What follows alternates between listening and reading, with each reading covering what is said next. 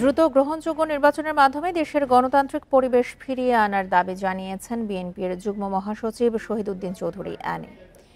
Bundle থাকলে প্রতি সেনমানিতে টাকা বাঁচবে।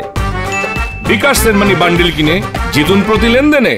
দুপুরে লক্ষ্মীপুর সদর উপজেলার চাঁদখালী উচ্চ বিদ্যালয় মাঠে লাহারকান্দি ইউনিয়ন বিএনপির প্রতিনিধি নির্বাচন পরিদর্শন করে একথা বলেন তিনি।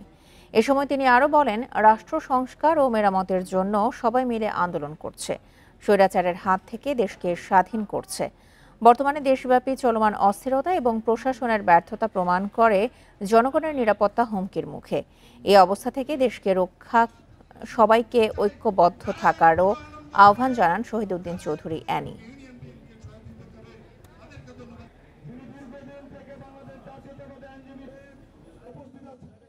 জুলাই যোদ্ধা নামে যদি আমাদের বদনাম করে